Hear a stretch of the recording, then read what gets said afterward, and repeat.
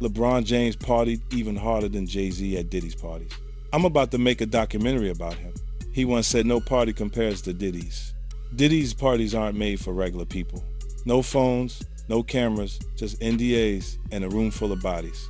If you've ever been to that house on Star Island in Miami, you'd understand. Now picture LeBron walking in over 6'8", the brightest presence in the room. Before midnight, LeBron had already taken off his shirt and was pouring tequila into people's mouths on the dance floor. And I'm not talking about Savannah.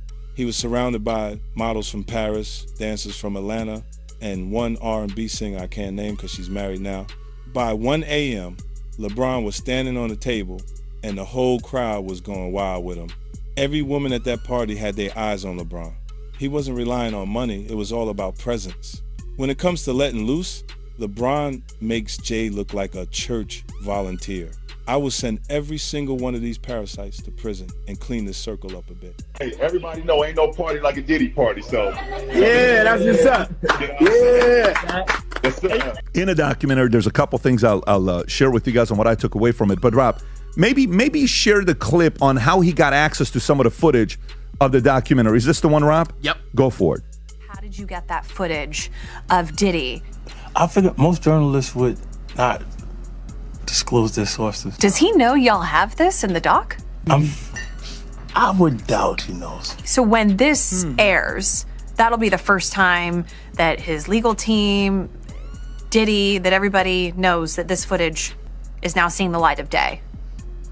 Perhaps. Combs' team firing back in a statement to NBC News, saying the Netflix so-called documentary is a shameful hit piece and that they relied on stolen footage that was never authorized for release. His team sending a cease and desist to Netflix. 50 Cent's new documentary does not begin with an accusation. It begins with a question that has lingered for years without resolution. How did so much happen in plain sight while so little was formally acknowledged?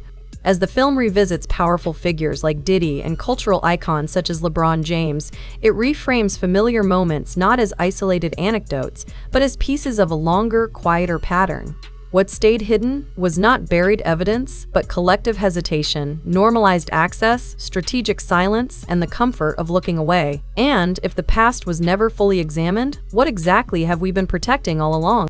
All right, gang, what's up? Ain't no party like a Diddy party. Coming in, shout out to the game, man. Appreciate everybody's flood the comments with ain't no party like a Diddy party. That's a statement that LeBron James wish he would have never made, because now that statement is coming to bite LeBron James in the ass. All right, let's get to this headlines real quick, gang. I'm finna show y'all. No Diddy. Investigators reached out to him and they want a statement from him. Federal investigators want a statement from him. What do you mean ain't no party like a Diddy party? No Diddy. It's going down. Watch this game. Let's do some headlines. Since look. Let me let y'all see this real quick. It's right in your face. All you got to do is look at the forest and stop looking at the trees. All right, LeBron James, Lakers is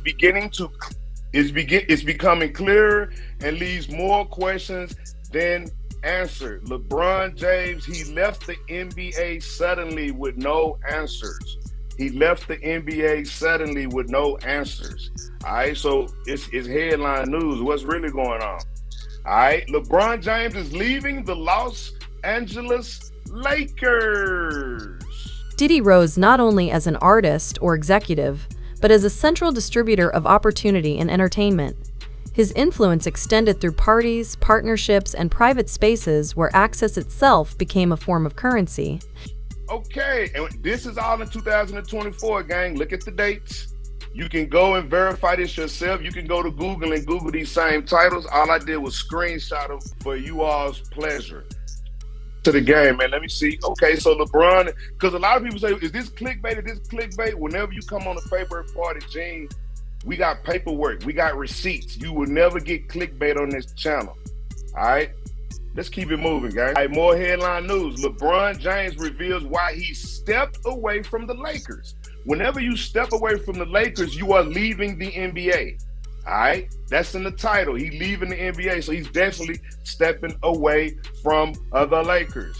More headline news. LeBron James just left. In such ecosystems, association often carries more weight than formal contracts, and proximity becomes protection.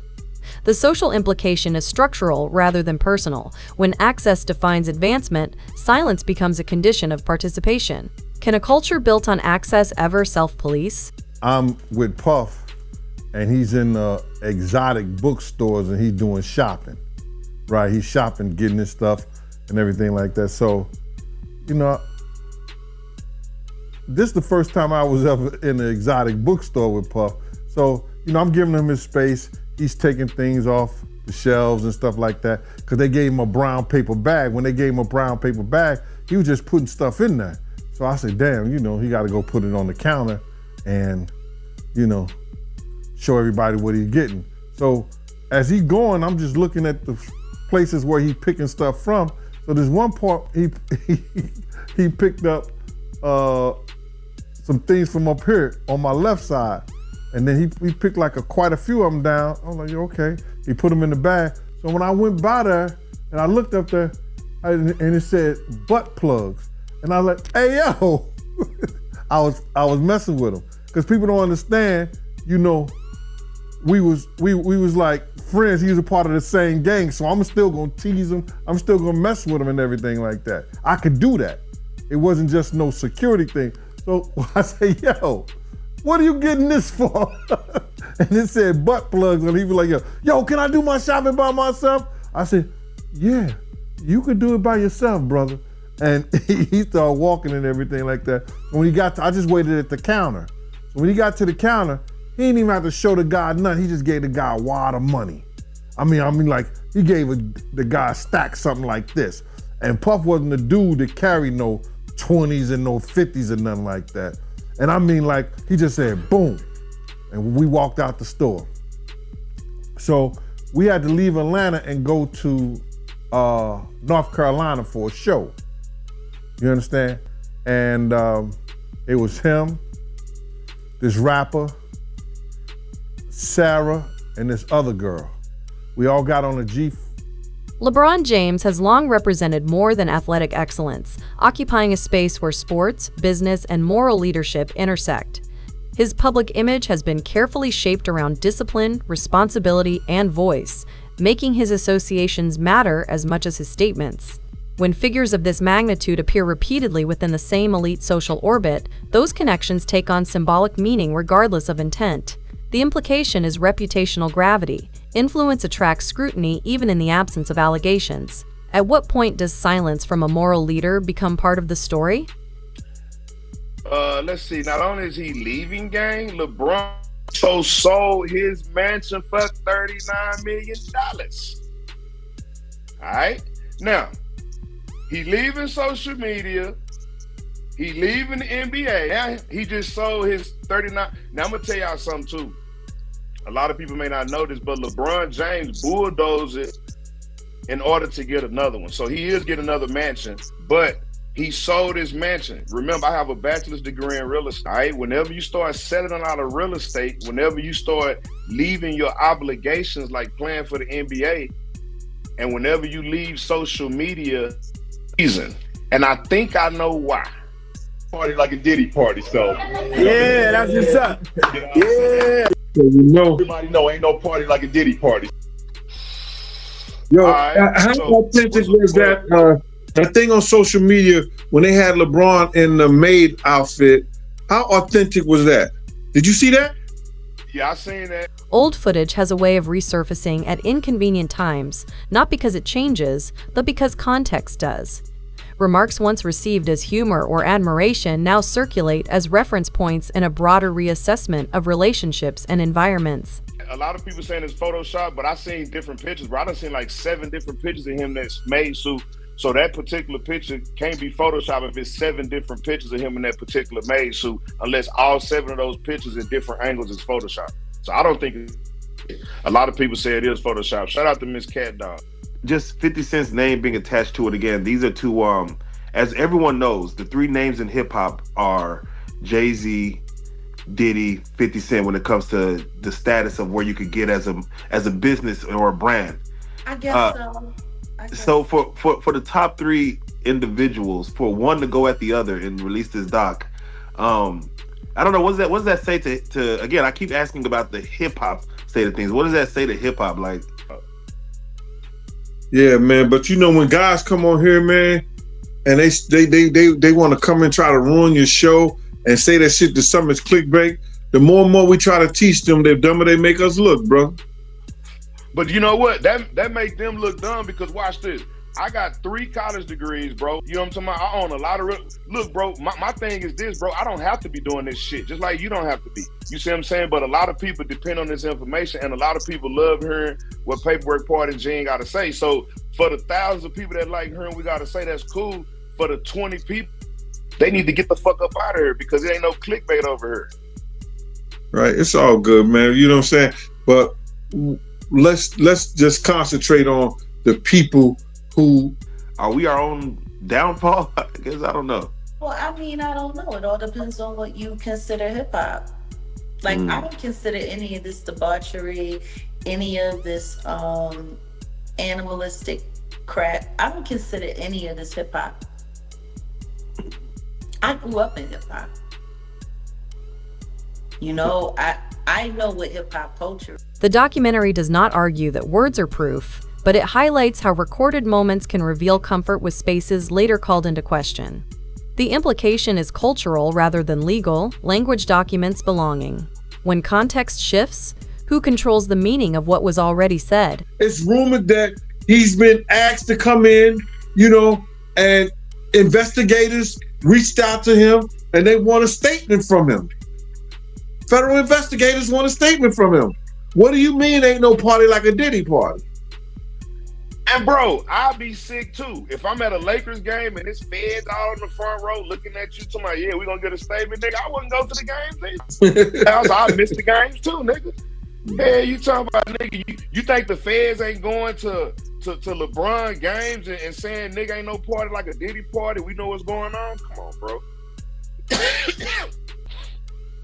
And we don't even know who they said. And then there's certain women's out here that state, I don't know how authentic their statements are, but they're saying that there's tapes with them with A-list celebrities having sex with.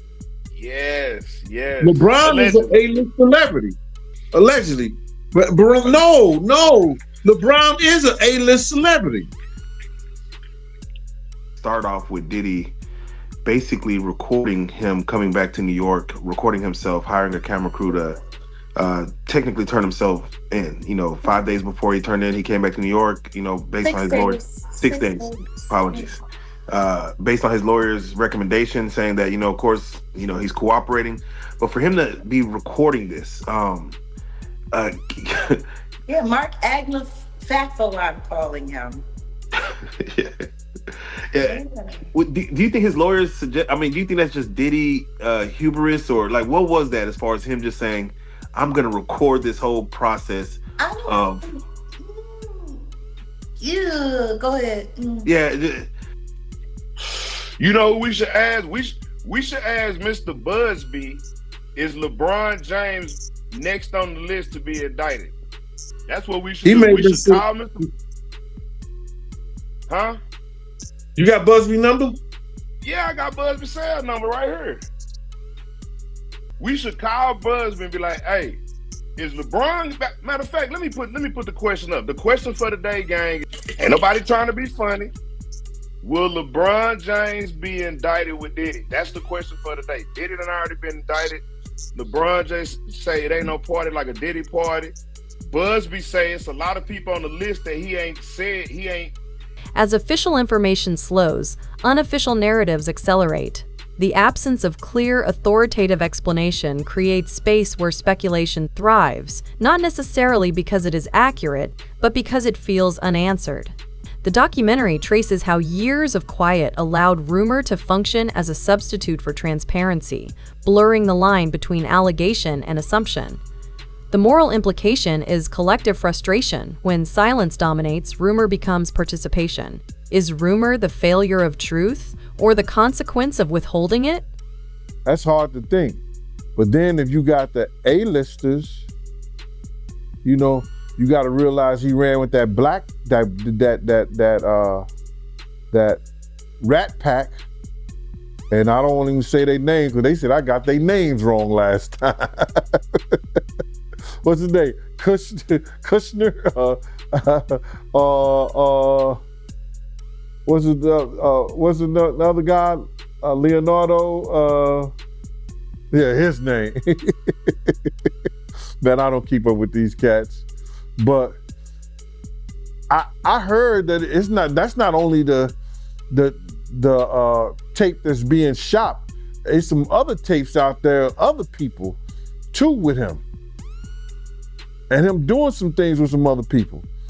So it's quite a few tapes that might be out there, what they're hearing, and I don't want to see the tapes, but I want to know if they really true. Because if they got if they got some tapes out there and it's with some underage, whether it's celebrities or not, it's gonna be crazy, bro. It's gonna be real crazy. And they're gonna have to bring that to forefront because the prosecutor's gonna want those tapes. And they're gonna do whatever they have to do legally to get those tapes. No ifs, ands, and buts about it. So we just better hope for his sake, that's just a bunch of bull crap. But then there's lawyers out there saying, yeah, the tape does exist. Lawyers got on television to say the tapes exist. I don't really know or trust that, because they was trying to say he had a tape with one of the bodyguards and this lady that came out. So we don't know what to think. Entertainment power rarely stays confined to one lane. It travels across music, sports, fashion, and media through shared influence networks. When individuals from different empires converge socially, their collective presence reinforces insulation from scrutiny. The documentary frames this not as conspiracy, but as convergence, an elite that regulates itself through mutual familiarity. The implication is systemic protection, not coordination. If influence overlaps often enough, does accountability dilute by default? That's not Cassie doing, that's his doing, and his learned behavior from the people that mentored him. You gotta realize, man, he learned from Andre Harrell, he learned from Russell Simmons, he learned from Clyde Davis. You understand? When those people are telling you that they were heavy into the drugs, they was heavy into beating women and doing things at that age, at that crazy stage, that's gonna make him think that he could get away with the same thing that they was getting away with back then. You understand? The things that he was saying, you know, the touchy-feely between two men and all that stuff like that, man. All that, he learned that from them dudes. When I told y'all the story, when me and my man went up to Russell Simmons and he had a house and he had a man in bikini drawers in his bedroom, in his bed. You understand? Bruh, this is that he learned. I'm assuming he learned it from them. Let me put that. And I'm not gonna say alleged because I saw that for my own self. My man was with me, Slick was with me, and we saw that for our own self. You understand what I'm saying? So these are behaviors and things that with drugs and all the stuff that's going on, pills, drinking, it can make this man into a monster, and that's what it did, bruh. It made him into a monster, bruh.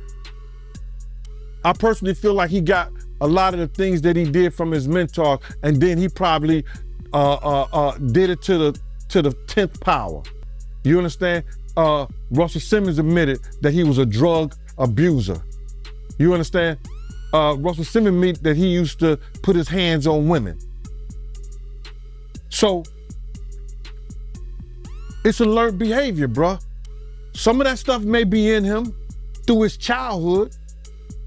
Through his childhood, he may have some of that things in him, but a lot of things that he was doing was a learned behavior, bruh. You just don't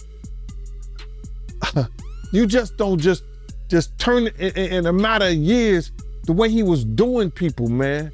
You understand? Check this out, bro. The suggestion that private environments were extensively documented introduces a deeper concern than spectacle. It raises questions about control. Throughout history, those who possess records often possess leverage, whether or not that leverage is ever exercised. Even the belief that documentation exists can alter behavior, encouraging compliance through uncertainty. The legal and ethical implications are profound, touching on consent, coercion, and fear. If power is reinforced by what might be revealed, is silence still voluntary? So my whole thing about it is that there was something in that other than baby oil. That's why they took all the bottles. And 9 times out of 10, if I would give it a wild guess, it was, and like some of the people told me, it was probably that GHB. What's that? I think it's gamma hydrox.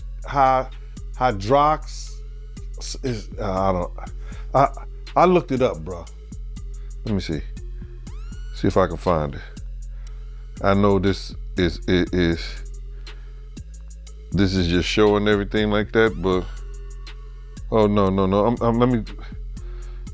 Yo, somebody tap dance or sing or do something. You know what I'm saying? While I'm doing this. Oh, here it go right here. It's gamma hydroxy butyric. What is its effect on the body? It's a euphoria, drowsiness, decreased anxiety, and memory impairment. It works on the nervous system and gives you this feeling of euphoria. So they take that and rubbed it on her, and you forget who you are, what you're doing. It can also give you memory loss, drowsiness, and that's under the DEA, the Drug Enforcement Administration.gov. Public identities are maintained through consistency, repetition, and strategic distance from controversy. When a powerful figure at the center of a network faces collapse, those connected must decide whether to speak, separate, or wait. The documentary highlights how restraint is often framed as wisdom, even as it reshapes public interpretation. The implication is narrative loss. Silence surrenders authorship. When reputations are built carefully, how fragile are they when context turns hostile? And LeBron is acting suspicious by missing all these games, acting like he's sick, this and that, selling his houses and shit. But better yet, will LeBron James be added to the lawsuit, the civil lawsuit? Will it be added to the civil lawsuit? More so than being indicted? Or the list, the witness list. Is they trying to get LeBron to testify against Diddy because of the it ain't no party like a Diddy party? He's been to all of them. You see what I'm saying? He may be a witness. Who knows? They may already flipped him. They may have already flipped you. Want me to call Busby? Somebody said 1-800-Busby.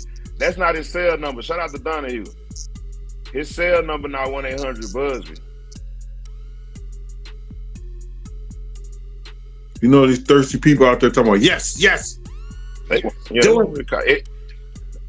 Tomorrow 1-800-Busby. Somebody said prophet. Shout out to Mystery Singer. I like that. That's a real educated word. I like prophet. I don't know if he got a profit agreement. We ain't found no paperwork of him having a profit agreement, but keep that in mind, Mystery. Yeah, the U.S. attorneys have to do that. Give him a profit agreement. Yeah, keep that in mind because he damn sure selling profit. I know he don't need no money. You only sell shit when you need money. Mm-hmm. He sold. Look, I didn't show you this one right here. He sold the one in Miami too for $18.5 million, bro. He done sold 2 cribs in 2 years. He sold the one in Miami for $18.5 million, and he sold the one in California for $39 million, bro. And he's sick. He's missing all these games and shit. The documentary ultimately suggests that what remained hidden for years was not a single act or individual, but a system sustained by comfort, access, and mutual discretion. Progression from rumor to record does not happen through revelation alone, but through persistence and cultural refusal to forget. You know what I'm saying? And then sometimes you would hear a boom, boom, boom, boom, a thump or whatever the situation is and stuff like that. Yo, what's up? Everything good? And sometimes they would open the door. I'm right there by the door. Sometimes you see things you don't want to see. Hey, did they ever try to get you involved? Or Not at all. Offer you? Not at all. Puff did it one time, but that's in my book. When he was coming from Dallas, he had the snow bunnies. And I reneged on that. Nah, I'm good. Hey, did you see any celebrities Puffy did any of that stuff with, the swinger stuff with? Yeah, I did. Tell me about that.